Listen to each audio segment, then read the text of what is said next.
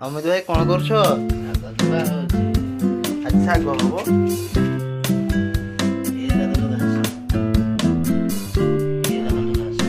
ଏତେ ଶାଗ ଭାଜିଲା ବେଳକୁ ଅଳ୍ପ ହେଇଯାଏ ନା?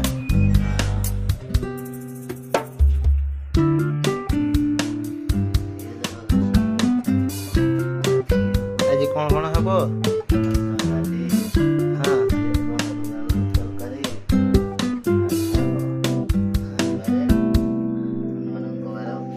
ଆଜି ପ୍ଲାଣ୍ଟରେ କଣ ଦବ ଲଞ୍ଚରେ? ଆଉ ତମେ କଣ ଟିଫିନ ନେଇକି ଯିବ? କଣ ପାଇଁ? ତମେ ଖେଚୁଡ଼ି ଖାଉନି?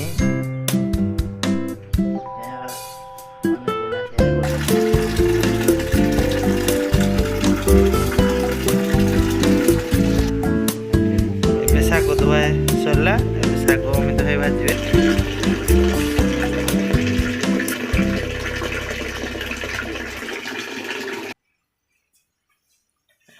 ଅମିତ ଭାଇ ପୁରା ଖାଇବା ବନେଇବାରେ ଏକ ନମ୍ବର। ପିଆଜ କଣ ପାଇଁ କାଟୁଛ ଅମିତ ଭାଇ? ଏଠି ଅମିତ ଭାଇ ଶାଗ କାଟିକି ରଖିଛନ୍ତି। ଆଉ ଏଠି ମୋତେ ବନ୍ଧାକୋବି ହେଇଗଲା। ଏବେ ବନ୍ଧାକୋବି ଓହ୍ଲେଇଲି। ଅମିତ ଭାଇ ଆଜି ପୁରା ଖିଚଡ଼ି ଖାଇବେନି ନା। ଆଜି ଟିଫିନରେ ବନ୍ଧାକୋବି ଶାଗ ଭଜା ନା ଅମିତ ଭାଇ? ଭାତ ବି ହେଇଗଲା ବୋଧେ ନା?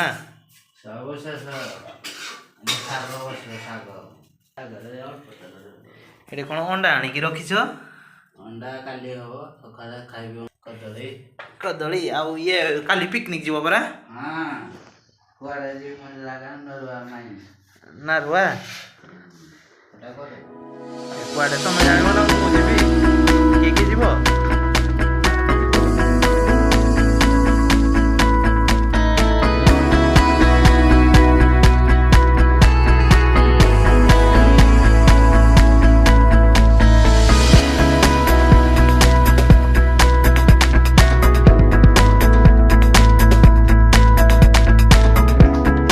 କାଲି ସେଠି ପିକନିକରେ ଫେର ରୋଷେଇ କିଏ କରିବ?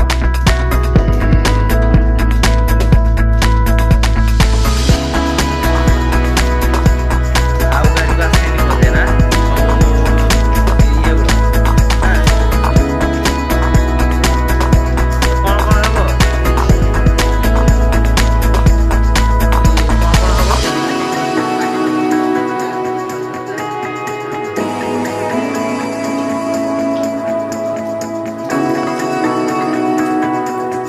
କଣ କହିଲେ?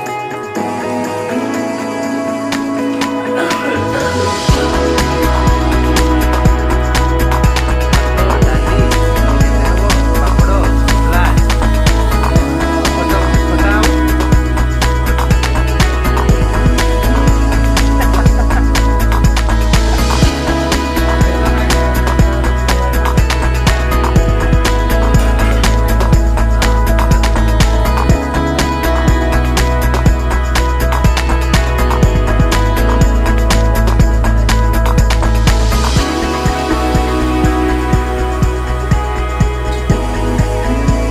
ଚିକେନ୍ ସହିତ କଣ ରହିବ? ଚିକେନ୍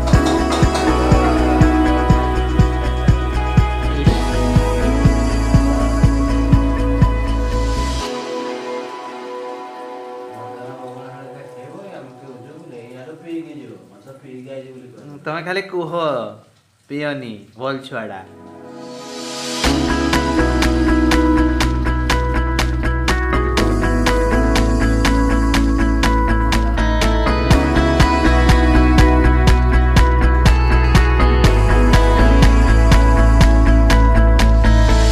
ମାନେ ଆମ ପୁରା ବିନ୍ଦାସ।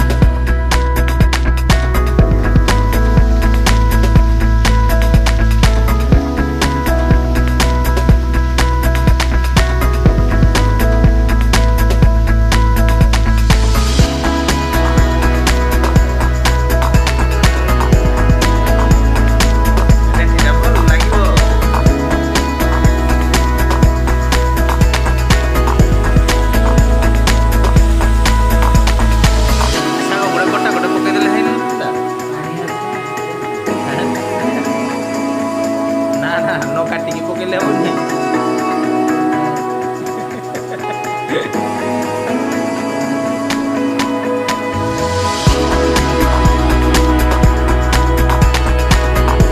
ରୁମରେ କେବେ ଚିକେନ ଟିକେ ହବ?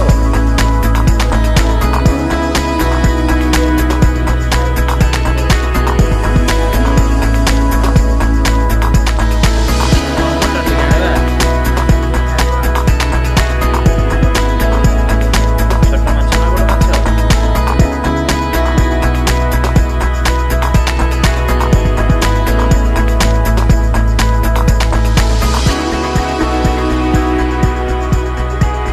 ଶୀତ ଅଛି ଆଜି? ନାଇଁ ନା?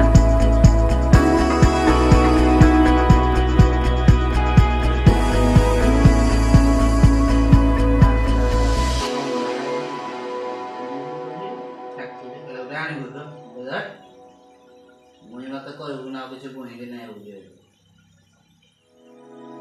ଠାକିରେ କମଳ ଶସ୍ତା ଅଛି। ପତଳା କମଳ।